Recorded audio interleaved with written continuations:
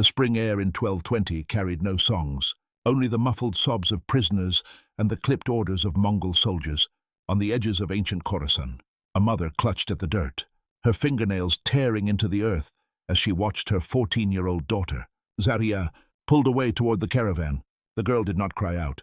She knew that silence was her only defense, a fragile shield against the blows that fell hardest on those who resisted.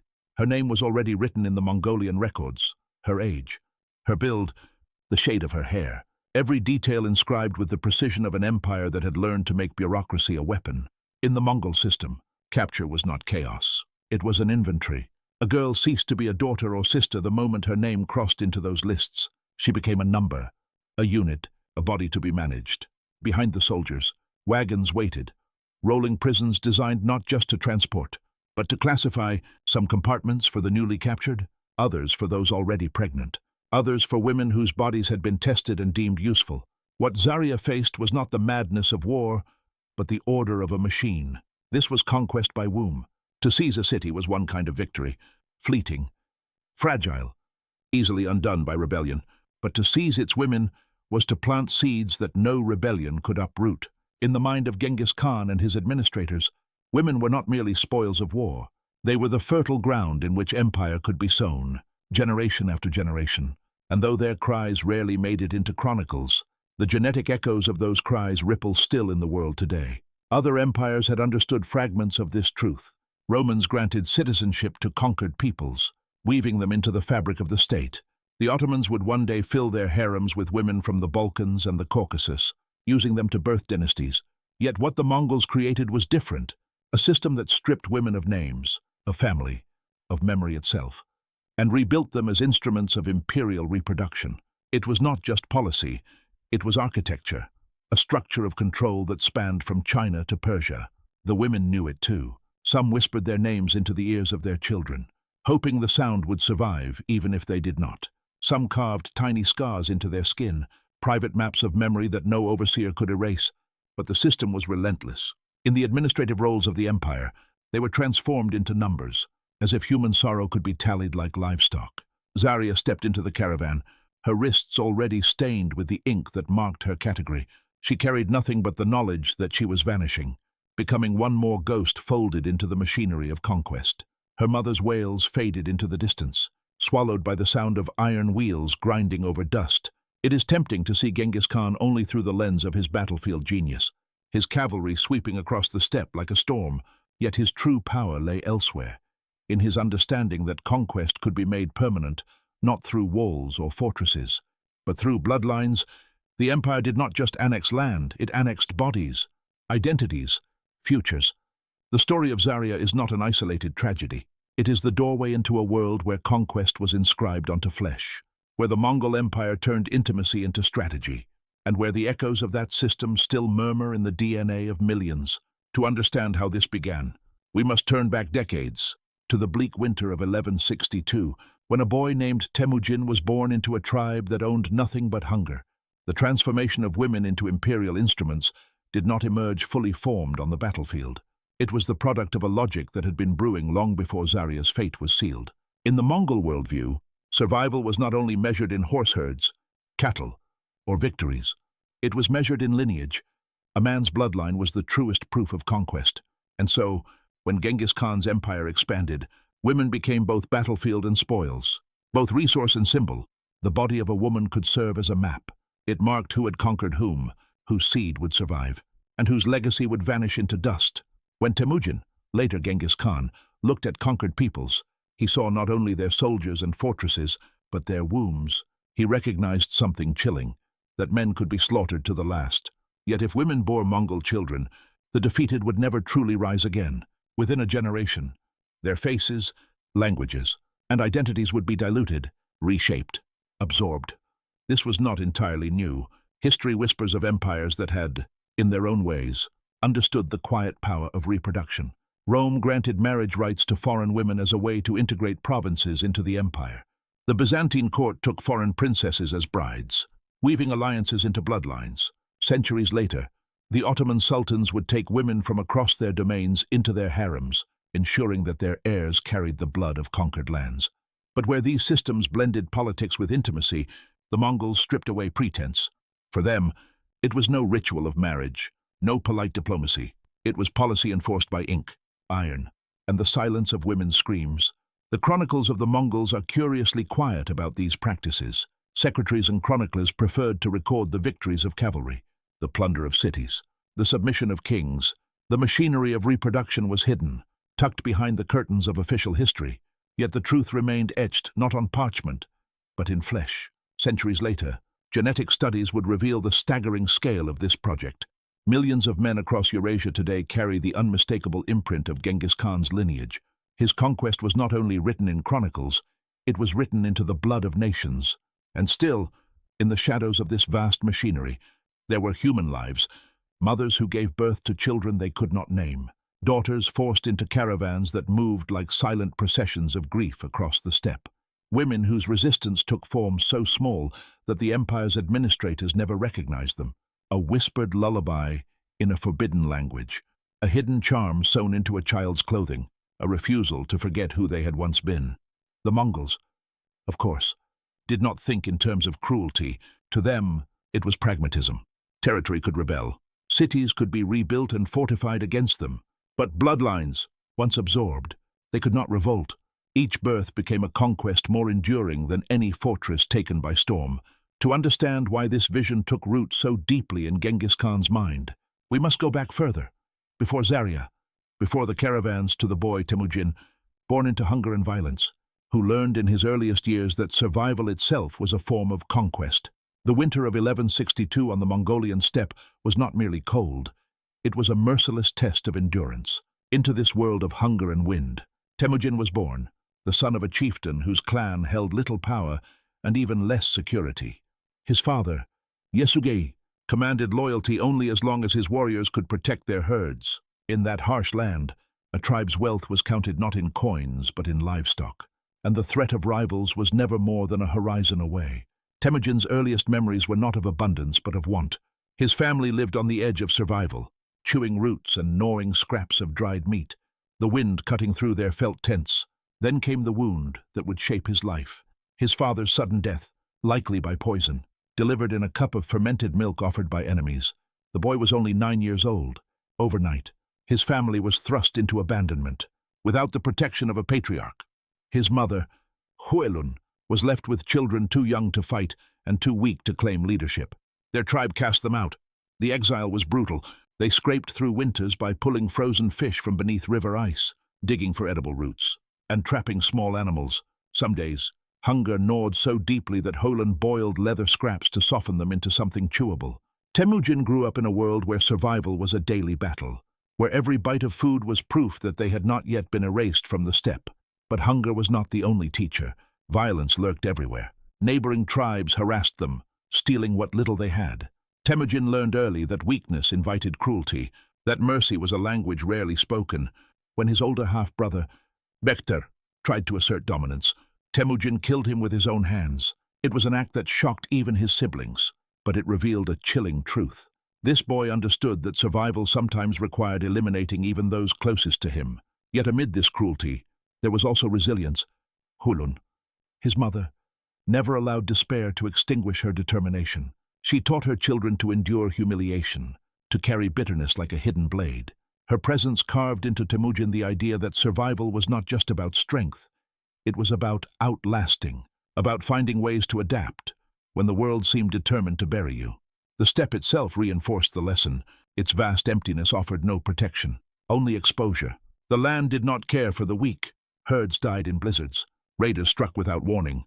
Children grew into warriors, or they did not grow at all. In such a place, compassion was often crushed by necessity.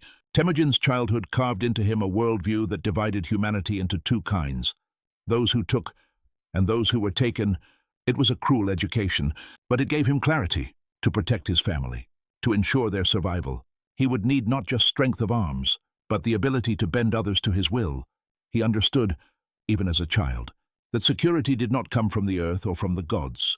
It had to be seized, guarded, and multiplied, and this realization would set him on a path that would turn the starving boy of the steppe into the architect of an empire. For now, though, Temujin was only a youth with hunger in his belly, bitterness in his heart. and the memory of his father's betrayal burning in his mind. Soon, he would face another wound, one that would strike not at his family's survival, but at his heart. Temujin was 16 when the wound struck. By then, despite the hunger and the abandonment, he had managed to secure a promise. Berthe, his betrothed, she was from the Ongirat, a tribe that commanded respect and resources Temujin's clan could only dream of. Their union was meant to be more than affection. It was survival through alliance, a fragile bridge between poverty and possibility. But on the steppe, fortune was a guest who never lingered. One night, rival raiders struck. They tore through the encampment with terrifying speed, scattering Temujin's people. And when the dust settled, Berthe was gone, taken. For months Temujin searched, his grief grinding into a cold determination. The rumors he heard along the way were cruel and contradictory. Some said Berthe had been forced into another man's tent.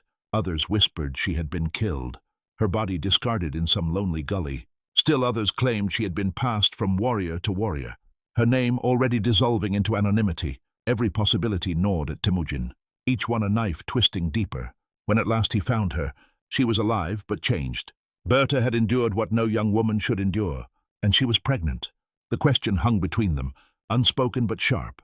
Was the child his, or the child of her captors? Neither of them would ever know.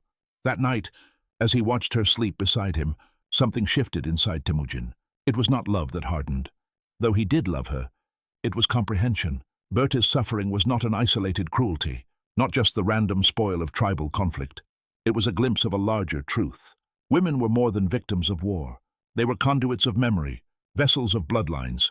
A child born to a woman carried not just her flesh, but the identity of the man who claimed her. And whoever controlled women controlled the future. Temujin did not speak of this realization, but from that moment forward, he began to shape it into a strategy. He observed the grief of defeated tribes, the men who committed suicide rather than face dishonor, the families that crumbled when their patriarchs were slain. But he also saw how women endured. They survived, they raised children, and those children grew into adults who remembered not only their mothers, but the men who had taken them. Where others saw women as mere spoils, Temujin saw a weapon, a resource, a seed. He understood that to truly conquer a people, you did not need to hold their cities or their lands. You needed to hold their women. If he could control the wombs of the conquered, the future itself would wear the face of the Mongol.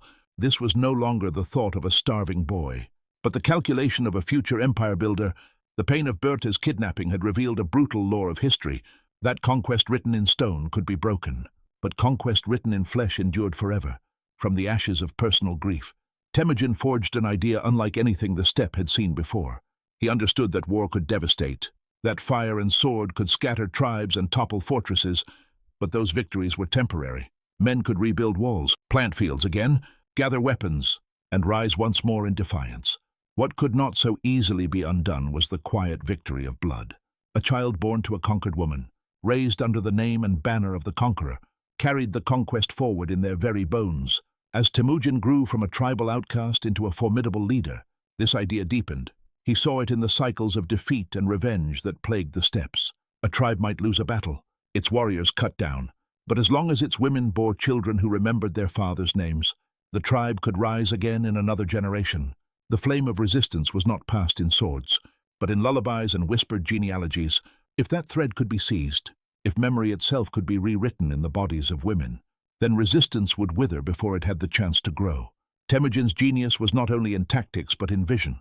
Where other Khans measured victory by the loot gathered or the enemies slain, he began to think in terms of permanence. He dreamed of an empire that would not just scatter its enemies but absorb them, turn them into Mongols from within. It was a vision of conquest that transcended battlefields and reached into cradles. In this, he was not entirely alone. The steppe had always known the practice of adoption and absorption. Conquered clans were often broken, and their children raised among the victors, taught new loyalties, new identities. But what Temujin conceived was more than custom. It was a deliberate, systemic weaponization of reproduction. He would take what had once been sporadic and turn it into structure, protocol, policy. As he built alliances and drew warriors under his banner, he was already testing this idea.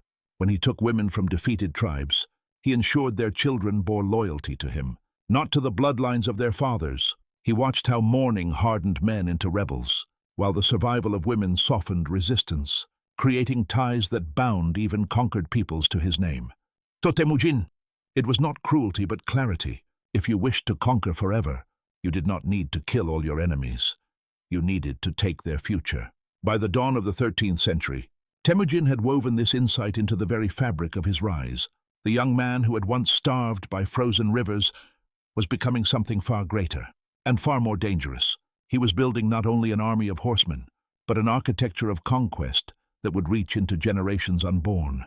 It was this vision of permanence through women, of empire sustained by lineage, that carried him toward the moment in 1206 when the Mongol tribes, after years of blood and shifting alliances, proclaimed him their great Khan.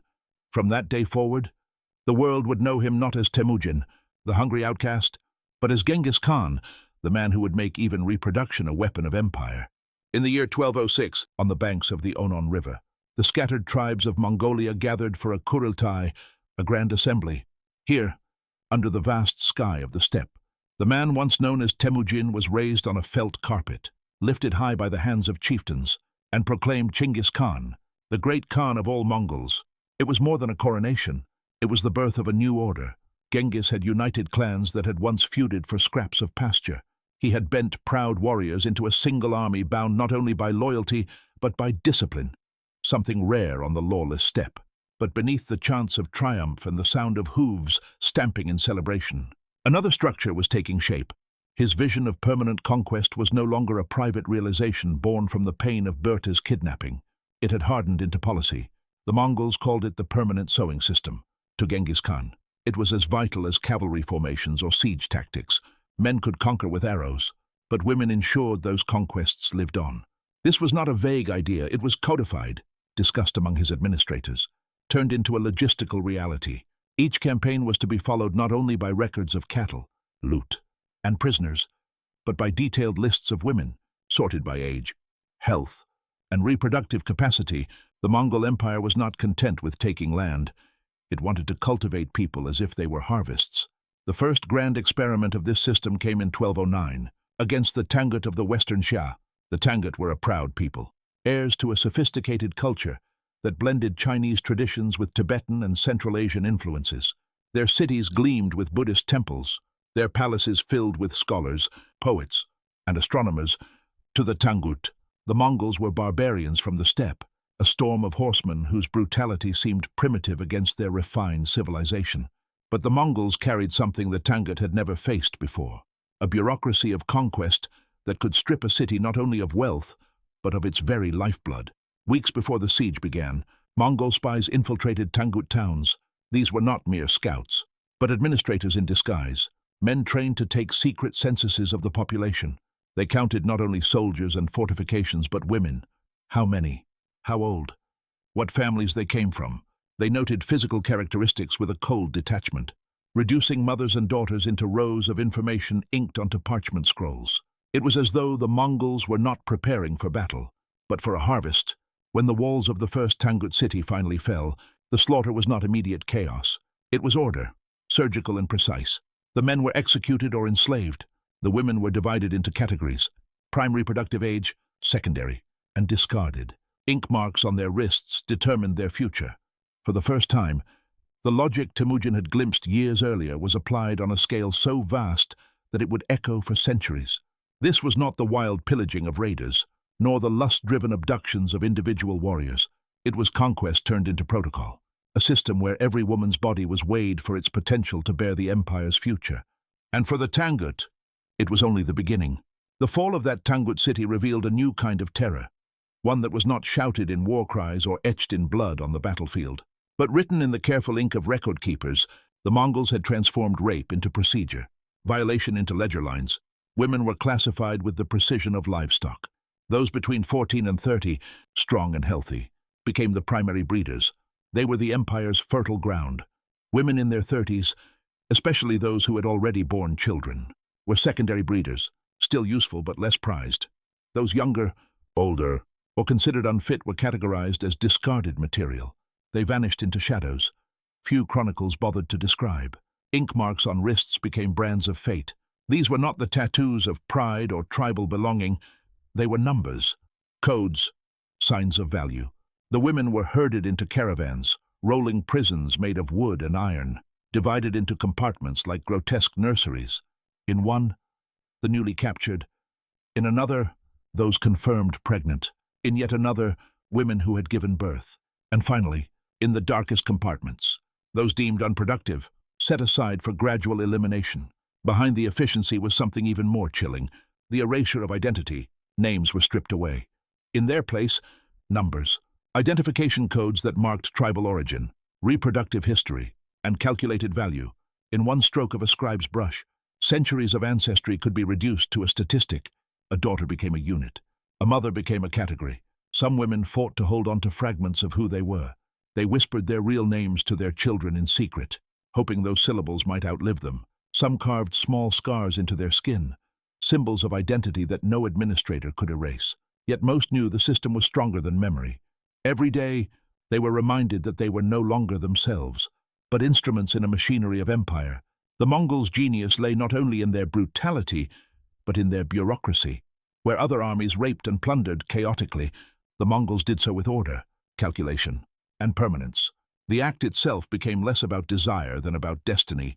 It was not enough to conquer a city. It had to be reseeded with Mongol blood, its future genetically rewritten. It is here that the true horror of Genghis Khan's strategy becomes visible. For him, conquest was not an ending but a beginning. Every captured womb was a field in which empire was planted. Every child born became proof of victory more enduring than any burned fortress. And in the ledgers of the Mongol administrators, the cries of women were reduced to columns of efficiency. What began in the Tangut campaign would soon spread further east, into China, where entire populations would be measured, processed, and absorbed with a precision that no dynasty before had ever dared attempt.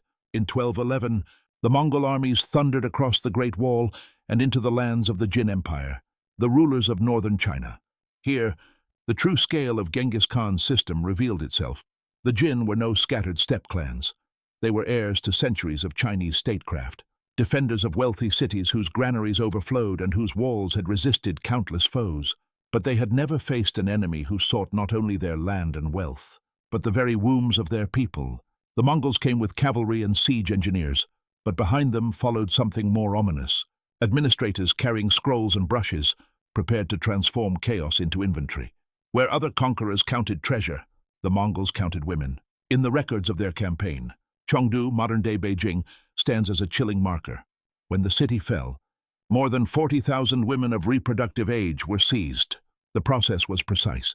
Soldiers drove the captives into holding pens, while scribes, assisted by translators, recorded their details: age, health, physical features. Women were divided as if on an assembly line. Those marked as prime were sent to caravans that stretched across the countryside, their compartments rattling with the footsteps of horses. Others, less valued, vanished into silence. By 1213, the system had matured into an operation of staggering scale. Reports tell of more than 100,000 women moving in vast caravans, hundreds of kilometers long, trailing the army like ghostly shadows. These were not bands of prisoners trudging chaotically, but organized convoys, each section devoted to a different stage of the reproductive process. Initial capture, classification, acclimatization, a cold euphemism for repeated assault, pregnancy, birth, and finally, reassignment or elimination. To the Chinese, this was not war as they understood it. Confucian scholars, steeped in traditions of order and morality, recorded the devastation with disbelief. They had long described nomads as barbarians, but this was something far worse: an efficiency of cruelty that rivaled the bureaucracies of their own dynasties. Where the Chinese had used records to govern, the Mongols used records to erase. The children born in this machinery faced their own brutal sorting. Newborns were examined carefully, their features scrutinized. If they bore sufficiently Mongol traits, they were taken from their mothers and given to Mongol families to raise. If not, their lives ended before they could draw more than a few breaths. It was conquest measured not only in walls toppled, but in the narrowing of bloodlines. What made it even more terrifying was how familiar it looked. The system wore the face of order: ledgers, schedules, medical checks, supply lines. To those who witnessed it, the horror was not just in the brutality but in the paperwork. Every assault was recorded, every birth noted, every infant judged. It was war reduced to a series of entries, as if the suffering of thousands could be summarized in neat rows of ink. The Jin Empire, with its fortified cities and learned officials, had thought itself safe behind stone. Yet the Mongols had discovered a weapon that bypassed stone walls entirely, a weapon that invaded not the fortress, but the family, and once it took root, it was almost impossible to dislodge. The system did not rely on obedience alone. It was built upon fear, calibrated with a precision that was as cruel as it was effective. The Mongols understood that women, unlike men, could not be simply slain and forgotten. They needed to be broken, reshaped, made compliant enough to bear the empire's future, and so they devised protocols of terror. Some women resisted by starving themselves, refusing food as their only weapon. But starvation was anticipated. Guards force-fed them with wooden sticks, prying open their jaws, pressing gruel into their throats until their bodies surrendered. Others attempted to abort pregnancies, swallowing herbs or bruising their bellies in desperation. The empire answered with surveillance. Women in late pregnancy were tied, their movements monitored day and night to ensure no chance of escape from the fate within them. There were those who harmed themselves, cutting flesh or infecting wounds, hoping to become unfit for reproduction. But even this had been considered. Women who weakened themselves were kept alive just long enough to be paraded as examples, living warnings to others who might think to resist. And the cruelest of all punishments was reserved for mothers who tried to save their children by killing them at birth. These women were subjected to public torture, forced to die slowly while others watched. The message burned into every heart. Compassion itself could be treason against the empire. The Mongols knew that terror was not only physical, it was psychological. They weaponized motherhood, twisting the bond between mother and child into a chain of control. A mother's love, which in another world might have been her strength, became the lever by which she was subdued. For how could she resist when her child's life hung in the balance? This system was not merely brutality for its own sake. It was strategy. Every act of fear was designed to erase the will to fight, to turn survival into submission. The Mongols did not want rebellion smoldering in the hearts of the women they carried in their caravans. They wanted silence, silence heavy enough to endure across generations. To the outside world, Mongol armies appeared as storms of steel and fire, consuming cities and crushing empires. But behind the front lines, in the long shadows of their advance, was this quieter war? A war waged not with arrows, but with hunger, fear, and the slow, relentless breaking of the human spirit. And yet, even in this darkness, not all resistance was extinguished. For though the Mongols documented every birth and every body, they could never fully record the whispers, the songs, the fragments of defiance that women smuggled past their system of control, behind the front lines of Mongol conquest, where dust still hung in the air and cities smoldered. Another kind of army moved forward, silent, methodical, relentless. These were the caravans of women, the ghost cities that trailed the horsemen across Asia. They were not temporary camps, but mobile infrastructures designed with the same precision as the war machines that battered city gates. Each caravan was a grim reflection of a living city. There were resupply stations, where guards checked the condition of the reproductive captives as if they were horses on a long march. Field hospitals specialized not in healing the wounded from battle, but in forced births, their physicians experimenting with herbs and diets meant to increase fertility. Triage centers determined the fates of infants, to be raised as Mongols, or to be eliminated as defects. The system extended even to death. Morgue wagons rolled silently among the others, carrying away the women who had succumbed during transport or childbirth. Their bodies discarded with bureaucratic efficiency. The scale was staggering. These caravans stretched for miles, sometimes days of marching in length, their order as strict as any regiment of cavalry. At the front came the newly captured, dazed and terrified. Behind them, divisions organized by pregnancy stages, early, advanced, delivery, tents for postnatal recovery followed, then wagons of infants waiting judgment. Each section had its own guards, physicians, and administrators, with protocols as detailed as any battlefield plan. The Mongols had created not just mobile prisons but moving factories of conquest. Their design bore an unsettling resemblance to the industrial logic that centuries later would shape factories, processing lines, and even the darkest bureaucracies of modern history. What textile mills would one day do with cloth, the Mongols did with human bodies. It was this bureaucratic nature, the cold recording of every act, that made the horror so enduring. Administrators tallied monthly production rates, calculating how many children were born, how many survived, how many women were no longer useful. Scribes inked these figures alongside accounts of cattle and grain, as if they were no different. The empire measured its conquests not only in gold and land, but in wombs captured, pregnancies confirmed, infants raised under the Mongol name. And yet, for all its efficiency, this system revealed something else about Mongol vision. They were not content with short-lived victories.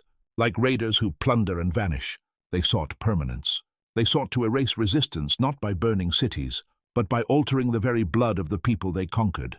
Other empires in history had absorbed the conquered, Rome with citizenship, the Ottomans with devshirme, but none had pursued it with such biological exactness, such chilling organization. The Mongols were not just forging an empire of territory, they were building an empire of flesh. Yet even within this machinery of order and terror, resistance did not vanish. It simply shifted into the shadows, into forms the Mongol scribes could not tally on their scrolls. Where force of arms had failed, the women of the caravans waged their rebellion quietly, through gestures, whispers, an act so small they could slip beneath the eyes of their captors. They developed secret codes, tiny flicks of the hand, the angle of a glance, that carried warnings of escape attempts or news of punishments.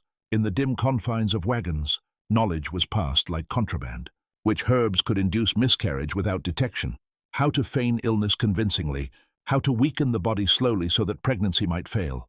There were even methods for poisoning breast milk, a desperate attempt to deny the empire its prize without leaving evidence that could betray them. Some carved scars into their skin in deliberate patterns, each mark a memory, a map of identity.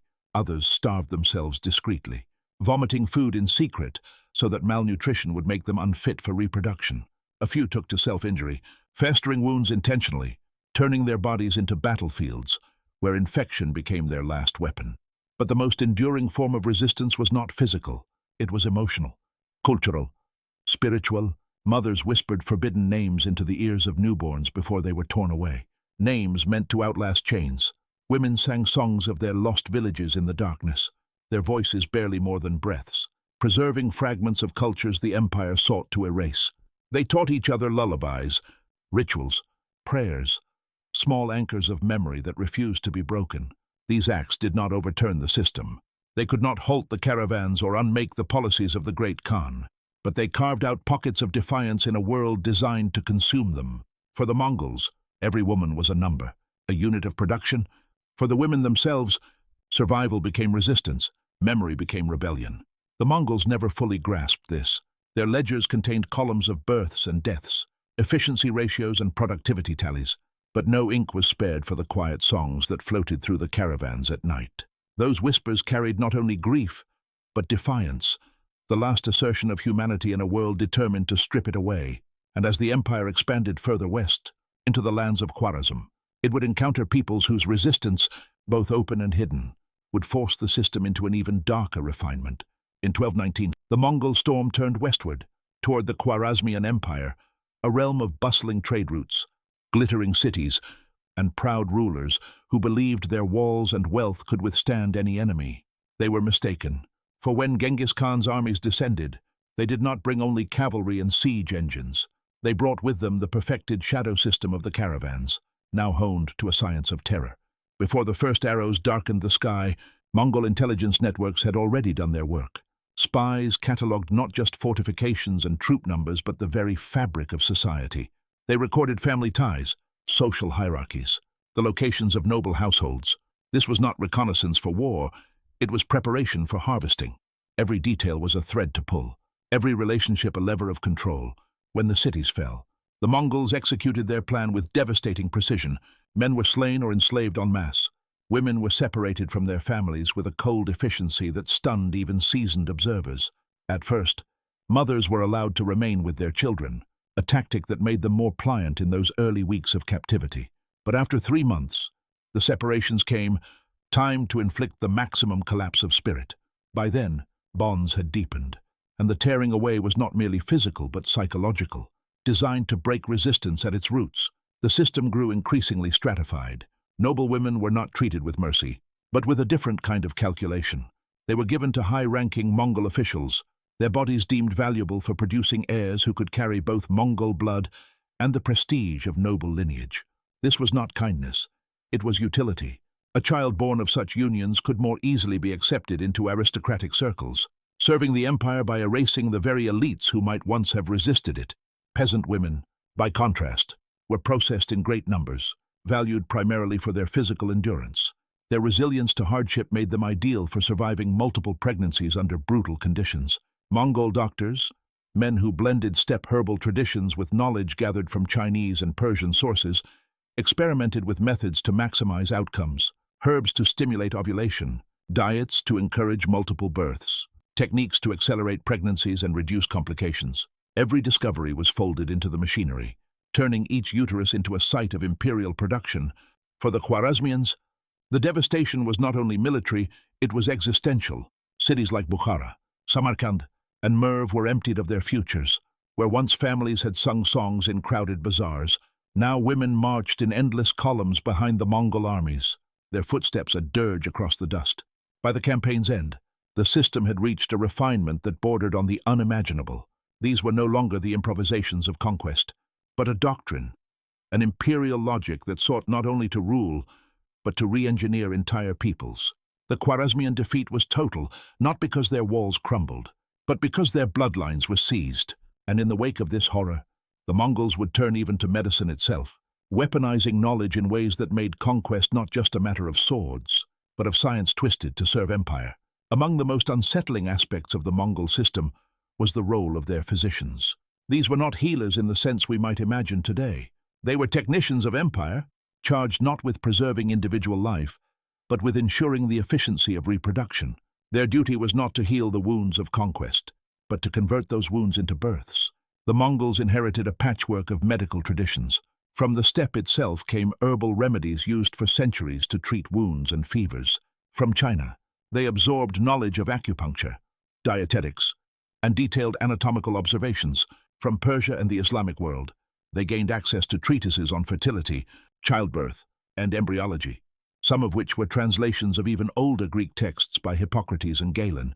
This eclectic body of knowledge was not treasured for wisdom, it was stripped for utility. Bent to serve the reproductive machinery, doctors in the caravans experimented with herbs that stimulated ovulation. Creating cycles of heightened fertility, they prescribed diets heavy in meats, grains, and certain roots believed to increase strength in both mothers and unborn children.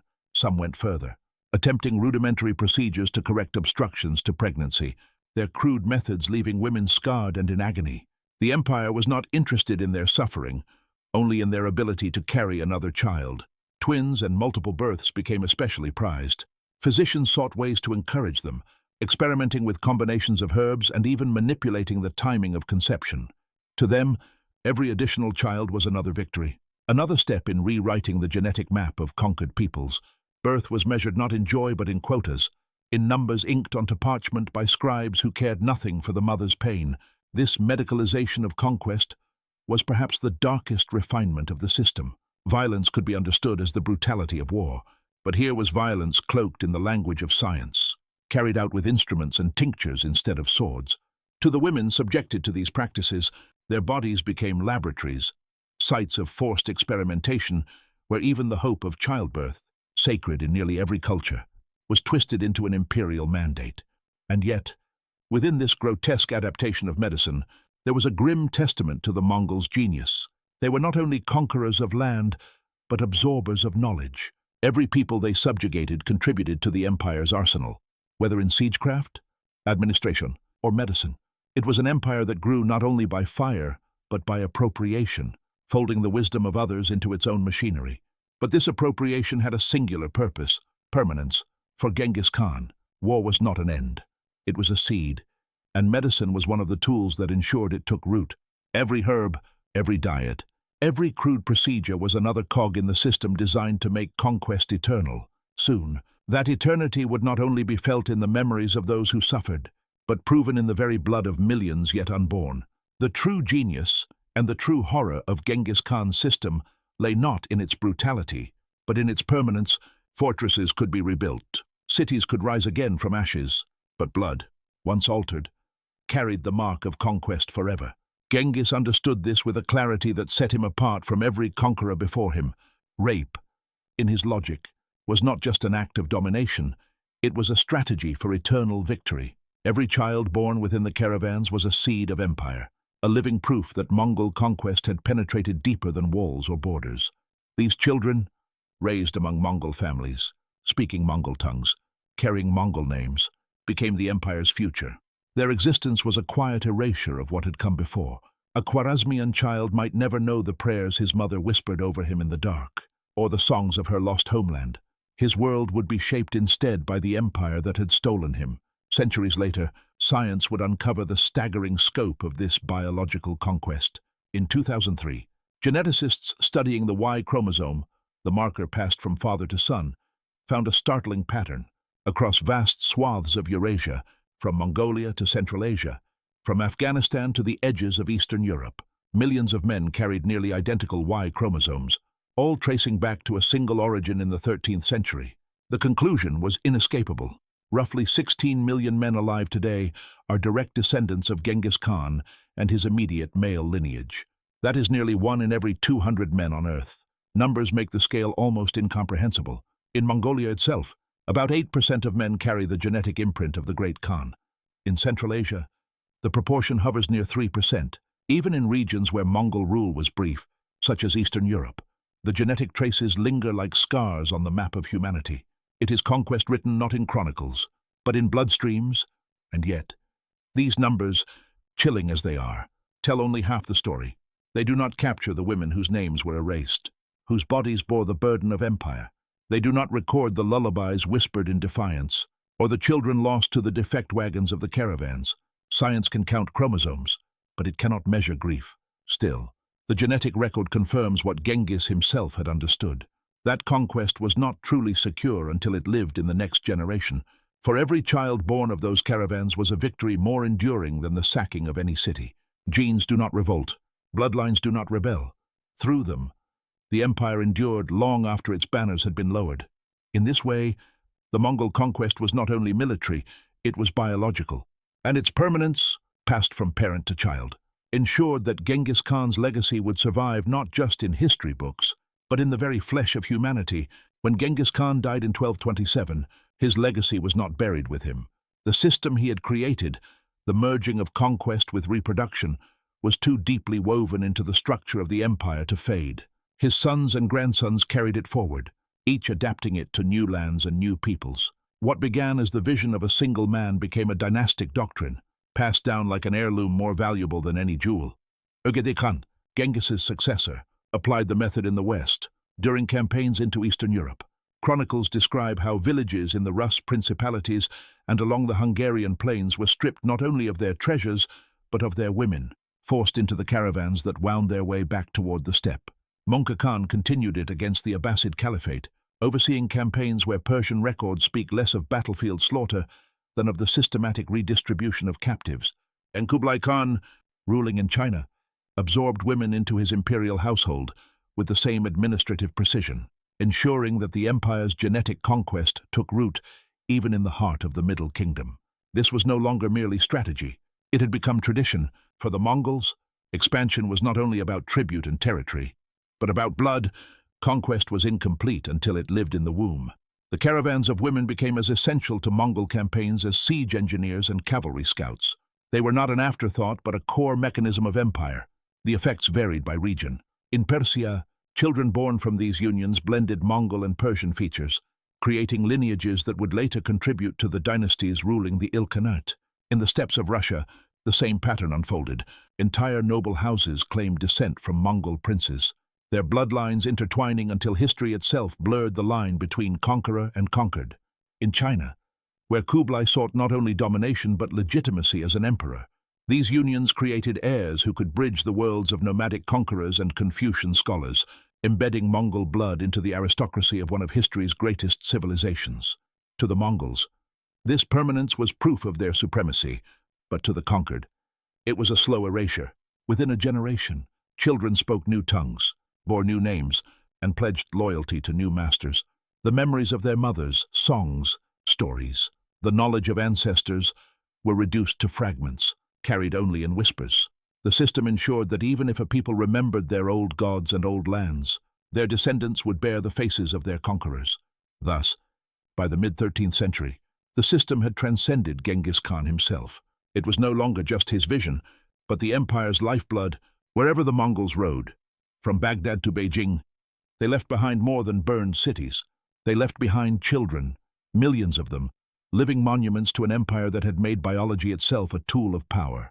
In the summer of 1227, as Genghis Khan lay dying during the campaign against the Tanguts, the empire he had built stretched farther than the imagination of his youth could have conceived.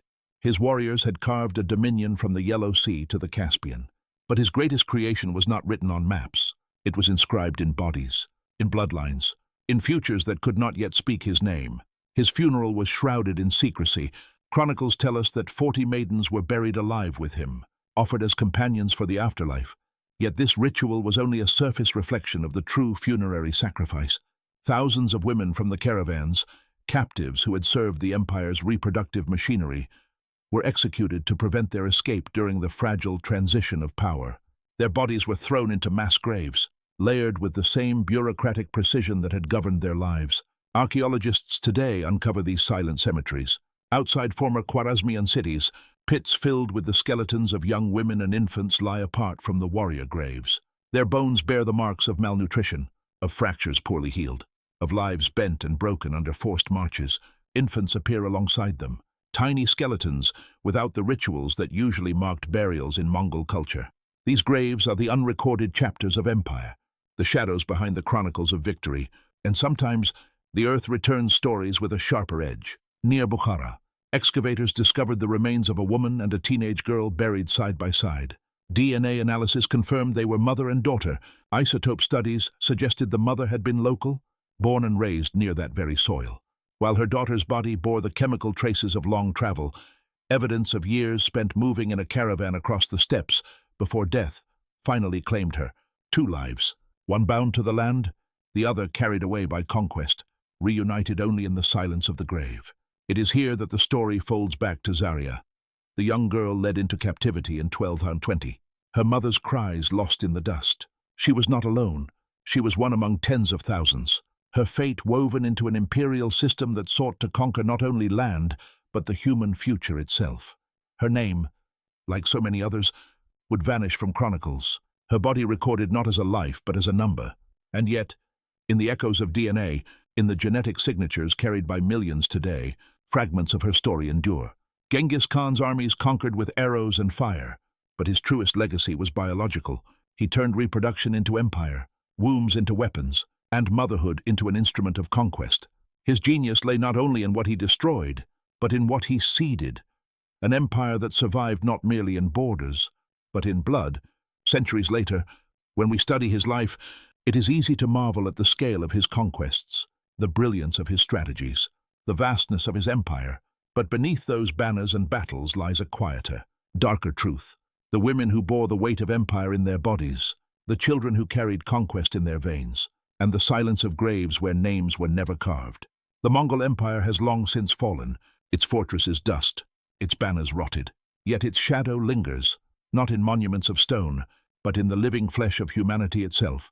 That is where the conquest remains, eternal, etched deeper than any chronicle, more enduring than any wall.